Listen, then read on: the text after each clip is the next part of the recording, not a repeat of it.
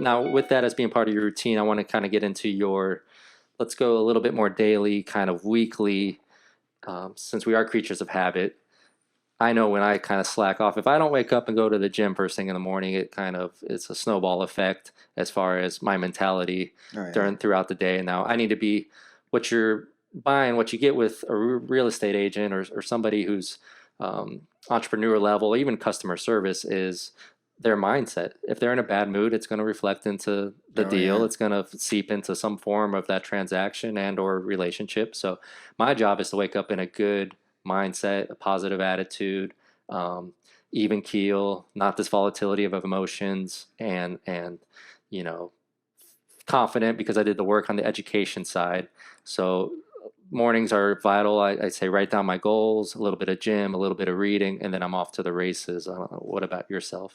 A lot of the same. Yeah. I mean, I always room to improve. Yeah, the gym is something I hate to do. That's my hardest part. But it's the after I do it, it's the best part of my day. Exactly. And I don't do it because I care how strong I am. I literally only do it because I want my mind to be sharp for work. I don't know. Is it for you? Is it just I want to feel good, right?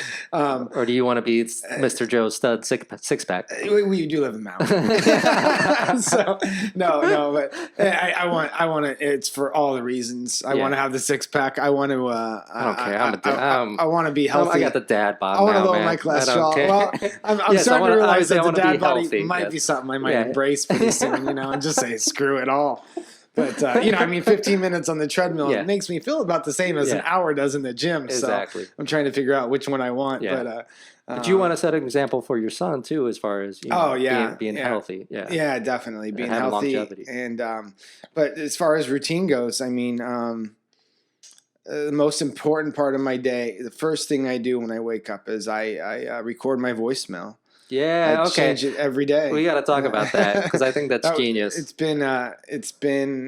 I mean, everybody who leaves me a message gets it. So I say, let's look at the date. I say, now that I'm on the spot, what do I say? Now I say, this is. Tell them. I'm trying to say. I'd say this every day, but I'm kind of. It's pretty much he name drops the date in every single voicemail. No, I'll do it here. I'm looking at the date on my phone here. Tuesday, January 17th. I go. You've reached Dan Bardenhagen. Today is Tuesday, January 17th. Yeah. And I'm either on the line or in a meeting. Yep.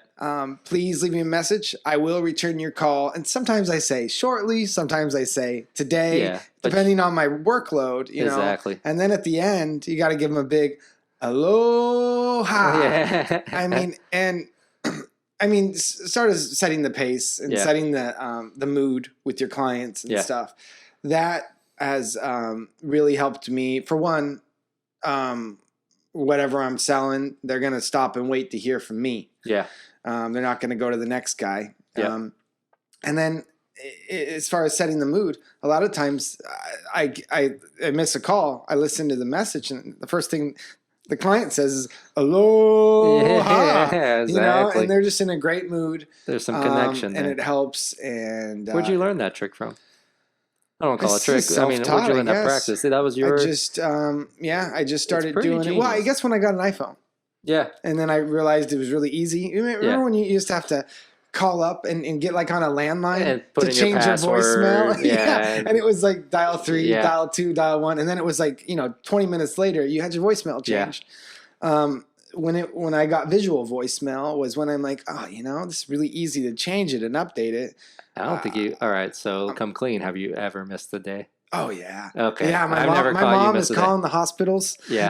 That's the only bad thing is you miss a day. It's oh, my God, Danny, where are you? Yeah, he's been Are kidnapped. You alive? Yep. You drowned in the ocean. So I don't miss a day. I don't miss a day anymore. I've never called you and got a voicemail where the day was wrong. And I'm always so impressed. So it works on a few different scales. Yeah. Yeah, I mean, it shows that you're a workhorse and that you're in this game to be the best. It's such an easy thing to do too. Yeah. Right. And a lot of people don't do it. So I just recommend it. I mean, it's just people know that you're up. Yeah. And you're ready to take on the world. And you care about the details. The details, yeah. You've given thought to. If you can give thought to something so minuscule, how much more thought are you going to give to something on such a large scale? Yeah. It sets that temperature right off the bat. Very easy thing to do. Yeah, it shows that you're consistent, and the reward is just exponential. Yeah, 20 I'm glad you brought times, that up. I think that's 30 one of times. the most subtle yet impactful things. And I wouldn't have thought to bring it up, but it's how I associate, your worth ethic is. Yeah. I call you, there's a voicemail, it's a new day, and I go, wow, he's a hard worker. Yeah. It's a great tactic.